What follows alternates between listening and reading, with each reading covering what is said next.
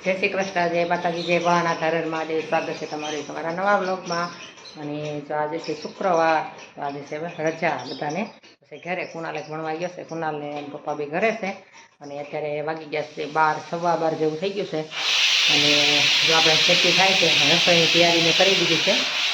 અને આજે ત્રણ દાળ ભાત છે અને સોળા પલાળીને શાક કર્યું હતું સવારે, રોટલીને લોટી બાંધેલો.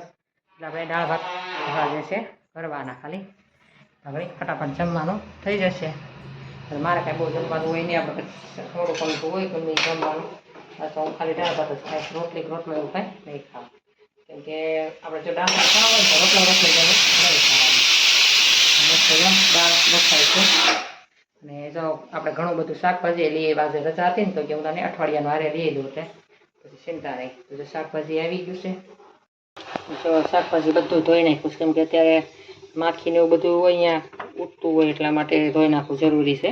જો દૂધી છે, પછી છે તુરિયા, ઘણા સમયથી તુરિયા નતા લાવ્યા, તો મસ્ત તુરિયા એટલે કે આપણે ઘણા ઘેહોડા કહીએ. અને જો મસ્ત 2 કારેલા છે, ટમેટા છે, મરચાં છે, આખા રીંગણા થાય એવા મસ્ત રીંગણા છે. તો આપણે તમે બધી મોટી ટોપલીમાં લઈ લીધી ને બધા ધોઈ નાખ્યા છે, થોડુંક નીતરી છે કોબીસ ને એવું બધું પછી મૂકી દઈશું. આમાં છે કોથમરી ને આદુ મરચાં ને એવો મસાલો છે દાળ ભાતનો. તો મસ્ત જો આપણે અહીં ભાત ખાવા મળ્યા છે. હવે સડી ગયા ચોખાવાના બાકી છે. મસ્ત ભાત થઈ ગયા છે. એમાંથી છે દાળ બફાઈ ગઈ. ચાલો ફટાફટ આપણે દાળ ભાત કરી નાખીએ.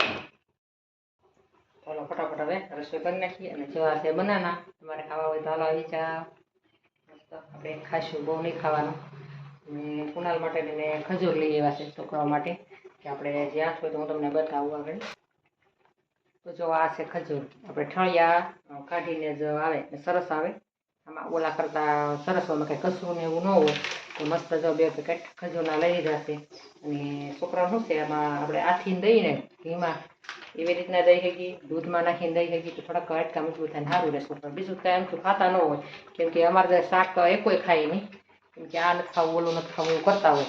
હાજે પછી દૂધ પી લે ને તો એમાં નાખી દઈએ. તો ખજૂર ઘણી વાર ગોળ નાખીને હું આપું, પણ આજે દાદા પછી ખજૂર પૂરો થઈ ગયો, ખજૂર લેતા આવો તો ખજૂર છોકરાઓ ખાઈ શકે દૂધમાં નાખીને. અને ભાવે એમને નકરું દૂધ ન ભાવે. અને કેળા એવા છે, એ તો અત્યારે બહુ ન ખવાય, નકર શરદી થઈ છે. કેમ કે ચોમાસું છે, વરસાદી વાતાવરણ છે, એટલે કેળાને ઓછું લઈ આવીએ. અમે કેળાને બહુ ન લઈ આવી, પણ આજ બધાને ખાવાનું મન થઈ ગયું તો 1-1 ખાશે. ઘાસ થાય તો એટલે હશે નહીં, કેમ કે બધાને ભાવે. આવી જાય ને ઘરમાં પછી બહુ ભાવે. છોકરાઓ રેજ ને ભાડે ચાલકી ખાધા કરે એવું થાય. તો મારે જ્યાં કપડું ઢાંકીને રાખી દેવું પડે.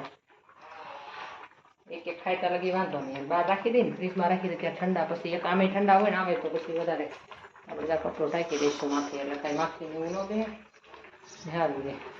હવે તો આપણે ભાત હું મારા વહાઈ દઈએ થઈ ગયા એટલે. અને પછી મળીએ આપણે આગળ વિડીયો જોતા રહેજો. મસ્ત લાઈક, શેર અને સબસ્ક્રાઈબ કરવાનું ભૂલતા નહીં નવા હોય તે. તો જો બની ગઈ છે રોંઢાની સરસું જેની ચા, જે પીતા હોય એની માટે. એ જો તારી રોટલી કરીશું નાસ્તો કરવા. મજા બની ગઈ બીજી. અને મારે બનાવવાનું છે માખણ, જે મલાઈ છે એમાંથી ઘી ગરમ કરવાનું છે. તો એવું કરીશ. આ બધા નાસ્તો કરી લેતા. જો બળી ગયો હતો ને કંઈ તારો એ બધા નાસ્તો કરી લે ને આપણે ઘી બનાવી નાખીએ મસ્ત. જો આપણે આવી ગયા એટલે હાથના 6 વાગ્યા. ટાંકામાં તો હજી પાણી ચડતું નથી,